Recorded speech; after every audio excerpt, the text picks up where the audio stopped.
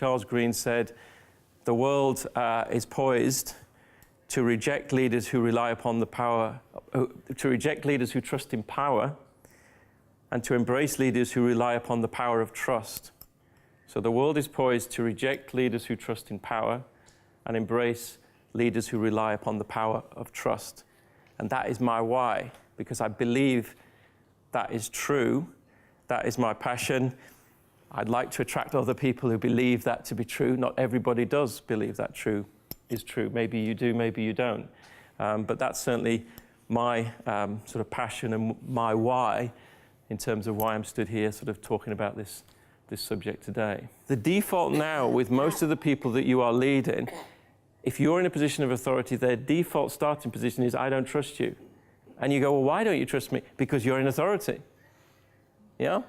Whereas 20 years ago when I came into the workforce, if you were in authority, I would probably trust you as the starting point. If you did something that broke that expectation, I would change my mind. But my starting expectation would be that I trust you. But these surveys show that starting expectation is changing. So you have to work out, as a leader, what does that mean then for me and for my organization and for my culture? How do I lead people who, when they first come in and when they first meet me, they're really looking at me saying, I don't trust you because you're one of them. Now you might say, well, that's unfair because I'm not one of them. But they are the people who are making this decision, and you have to deal with that reality. So this is the changed environment, I think, that we're now leading in, which is very different to the environment that, as I say, I came into the workforce back in the mid-80s and was trained as a leader in a very different environment. It's not just a problem in the UK, it's not just a problem in Hungary. This is some research that was done by the World Economic Forum.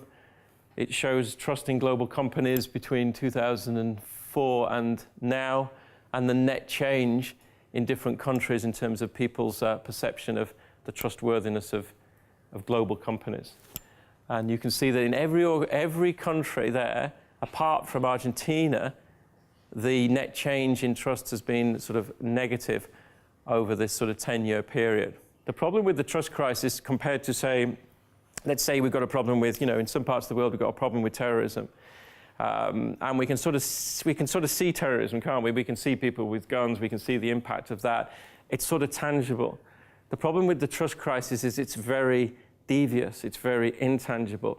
I sometimes think of it's a bit like the air conditioning, in this room, that if the air conditioning in this room was pumping like a poisonous gas into the room, and we were sat here and we're thinking, well, I don't feel very well, but I don't understand why. Maybe I've got a virus, or maybe it's something I ate yesterday.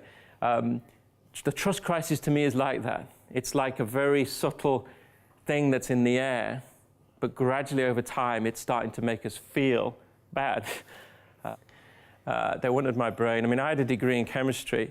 I went to work in a sort of marketing in a utility. It wasn't the case that they needed any of that sort of knowledge that I had as a degree. It was just any degree, because we want to know that you've got a brain. And what we're looking for is people who've got brains that are bigger than everybody else.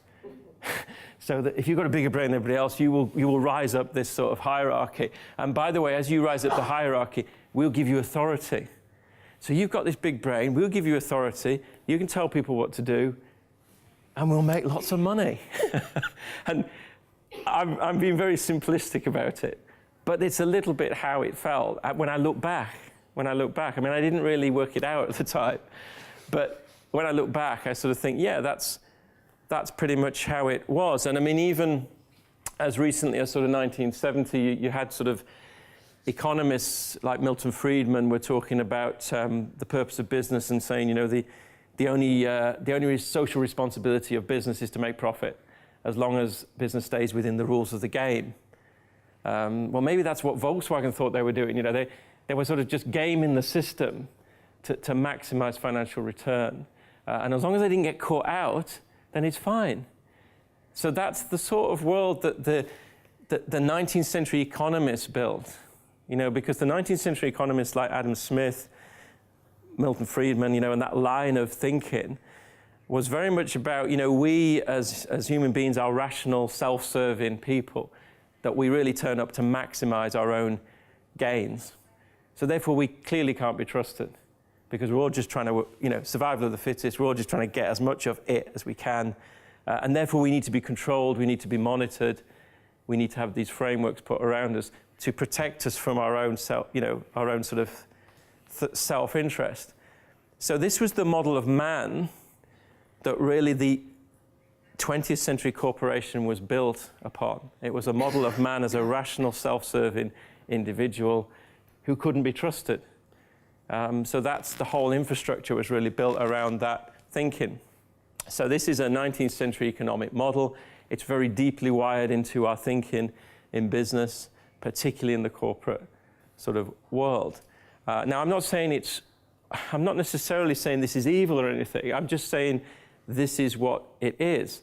And it was created for a purpose. It delivered great things. But what we're doing now collectively, I think, is reassessing whether this is now fit for purpose in the world that we live in and given the challenges that we have. Is this a sufficient purpose for business?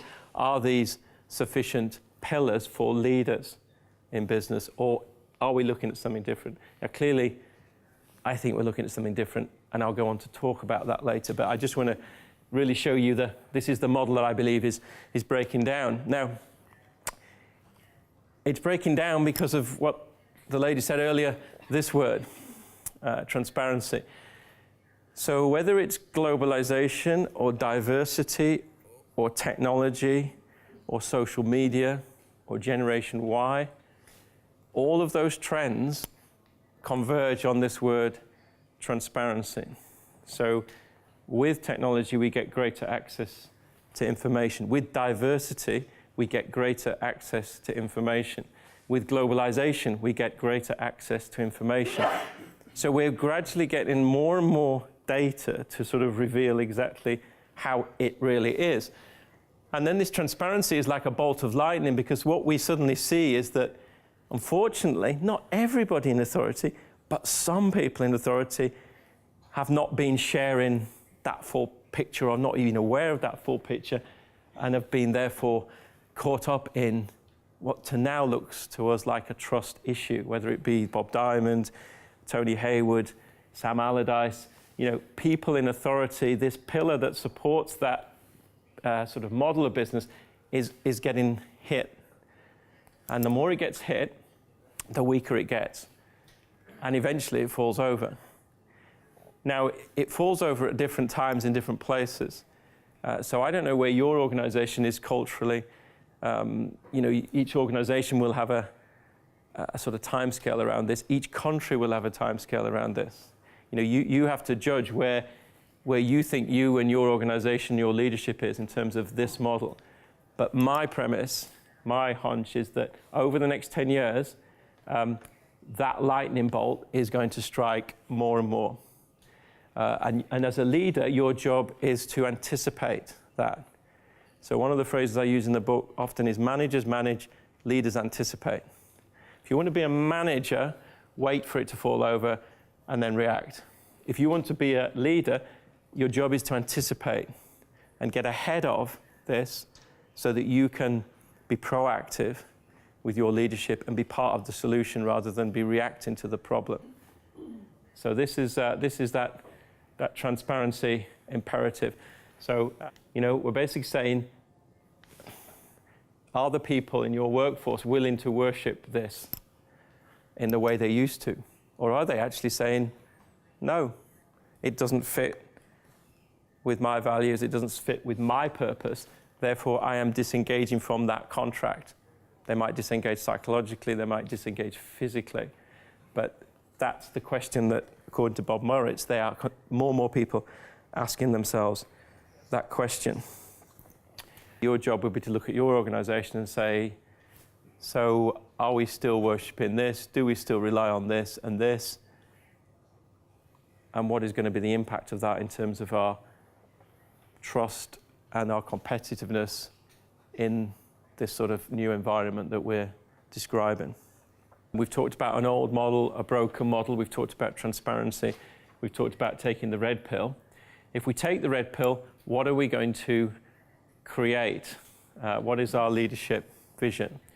And my own answer to that question is that the red pill, the new model, has two components: a new purpose for business and a new glue for business. So I'm going to talk about both the new purpose and the new glue. When I talk about glue, I'm really saying that I think authority is the old glue and trust is the new glue. But what sort of trust do I mean? We'll talk a little bit more about this trust 2.0, as I like to refer to it, because I think it's something different to what we've traditionally thought of as trust. But let's first talk about purpose. If we're not going to worship profit, then what are we going to worship? What are we going to get passionate about in business as the purpose of business? And this is a phrase, if we think of profit as the single bottom line, then a phrase that's becoming more popular in the business world is this phrase, the triple bottom line. Who's come across that phrase before, the triple bottom line? Yeah, you've read the book, yeah. Triple bottom line, it's really saying going from a world of profit to a world of profit, people, and planet. Or in the book, I like to use the words results, relationships, and reputation. So it's really saying going from a quite single-minded focus upon profit, you could say almost like a myopic focus on profit, to broadening the vision of business and saying, yes, we need profit. Of course, we need wealth, we need resource. But once we've got that and secured that, maybe our vision should go beyond that to look at relationships and that longer-term reputation. Peter Drucker, management writer and thinker, came out with a very sort of future-minded comment back in the 1950s when he talked about profit. And he said profit to a business is like oxygen to a human being. We all need oxygen to live, but if you think the purpose of your life is oxygen, you're probably missing a trick. So that's the similar sort of thinking with this idea that profit, yes, of course we need it. It's our baseline. But what are we going to do with that? Where are we going with that? What is our vision beyond that? And that's what we mean by triple bottom line. So that's a phrase that is becoming more popular in business. There are more and more organizations who are looking to set a vision around the triple bottom line. And these are just a couple of quotes from leaders who are sort of pioneering in this space. So Howard Schultz is the chief exec of Starbucks, and he makes an interesting point. It's a little bit linked to the Drucker point. He says to be a benevolent organization, in other words, to do something good in the world, you have to make a lot of profit. But if your sole goal is to maximize profit, you're on a collision course with time, which is back to that point about 2025. Businesses that focus solely on profit will no longer be sustainable. He's saying the same thing. He says there's a collision course with time. You have to work out the pace of that. But his judgment as CEO of Starbucks is he needs to move Starbucks beyond profit as the sole goal. Otherwise, they're on a collision course with time. Now, I talked a lot earlier about, my rogues gallery. It's very easy to put people's pictures up here and, talk about people that have made mistakes. But it's good also to have people who inspire you and people who are role modeling some of these new ways of doing business. This is an individual who inspires me as part of the work that I've done, and very grateful that he has written the foreword to my book, because it really gives it that sort of badge of credibility because of the work that this man is doing with his organization. Anybody know who this is? I'm going to show you, pardon? Unilever. Yeah. Thanks, Roland. Yeah, this is Paul Polman, Global Chief Executive of Unilever, one of the largest organizations on the planet. So $15 billion revenue, 170,000 people, 190 countries. So this is, a very large multinational. And Paul Polman is the chief exec of Unilever. And he's committed Unilever to a vision around the triple bottom line. He was appointed in 2009.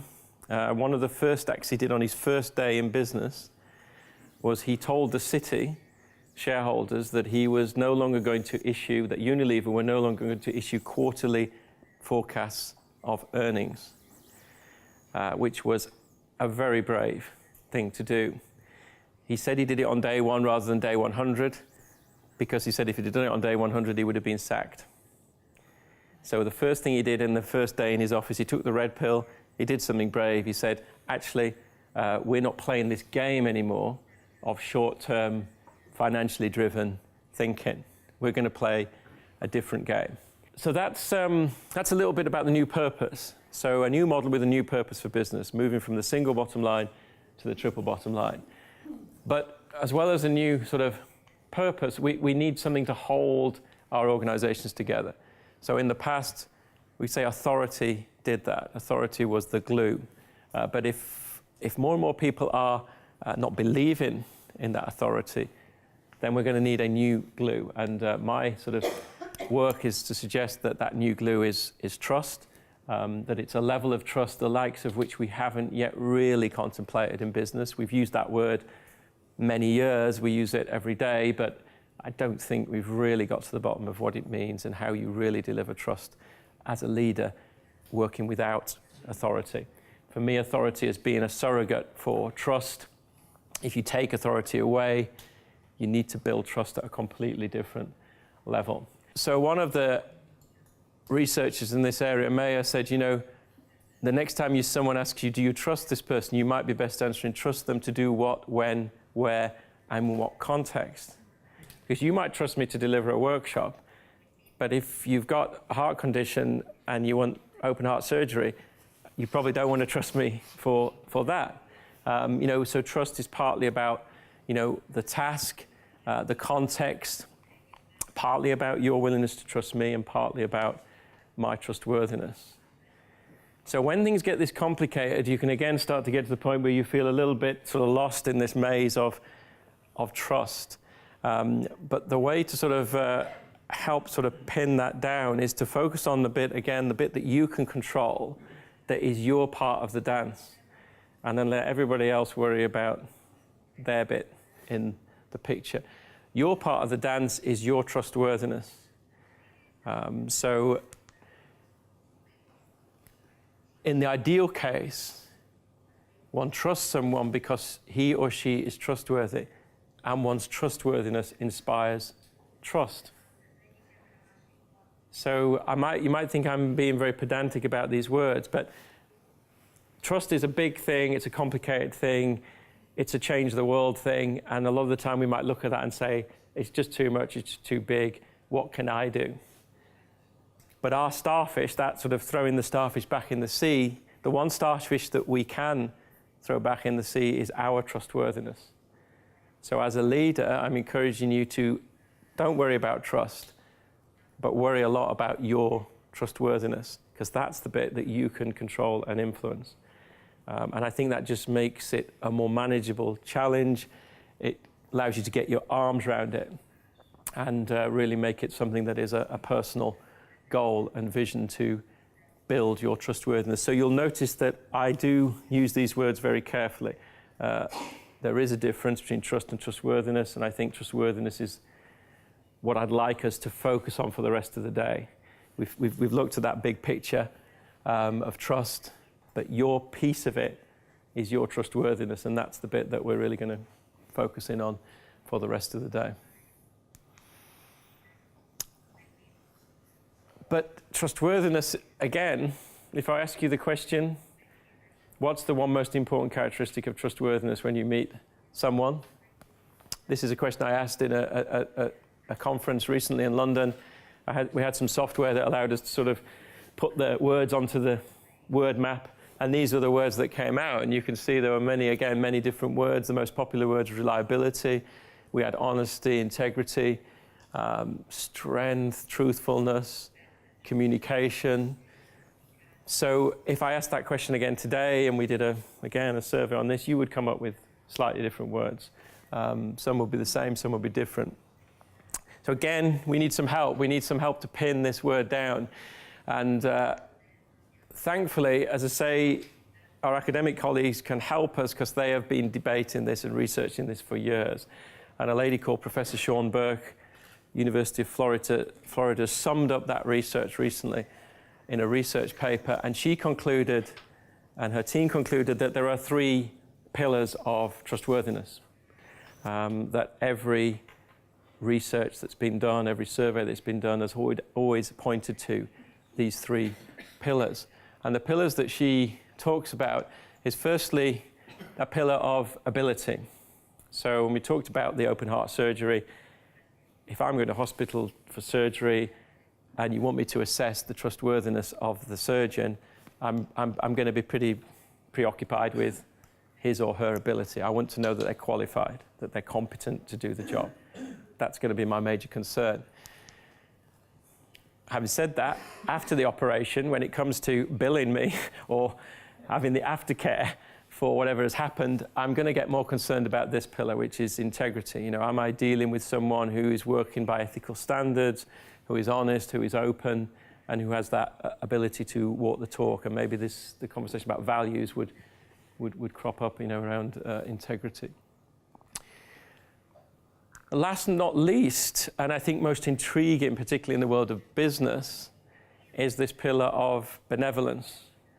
Now, what does benevolence mean? It's an interesting word. It comes originally from the 2 Latin words, bene and volent, which mean literally wishing well.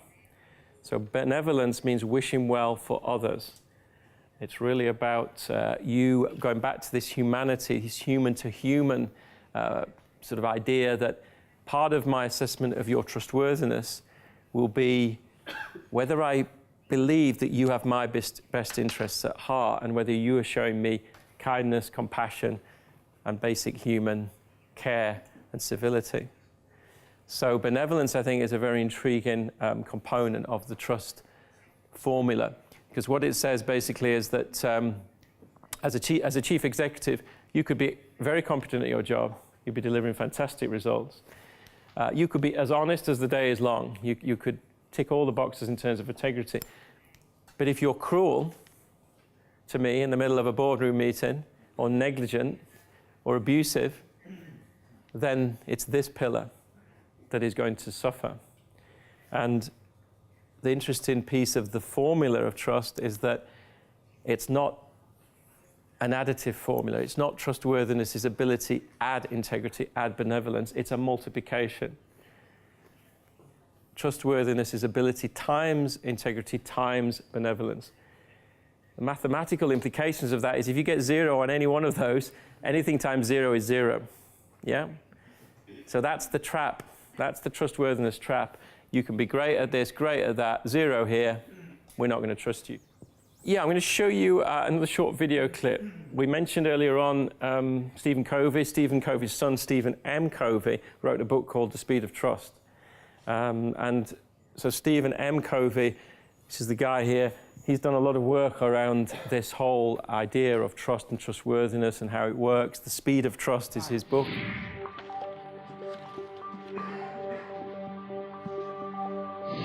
In today's global marketplace, speed is everything.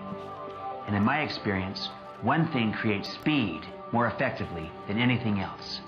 That one thing is trust. It's the hidden variable that changes everything.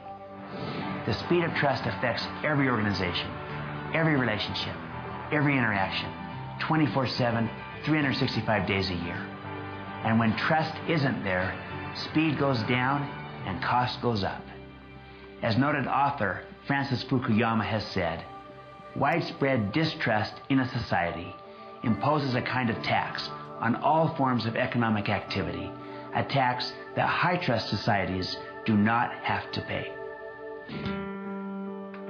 Trust starts with you, like a drop of water in a pond. If you yourself are trustworthy, you create a ripple effect. You produce 5 waves of trust. The first wave, self-trust, is about you and your credibility. The second wave, relationship trust, is about your behavior. The third wave is about the alignment in your organization. Market trust, the fourth wave, is about your organization's reputation. And the fifth wave is societal trust, making contributions in the world. The only way to have influence in any area is to begin in the center. All 5 waves start with you.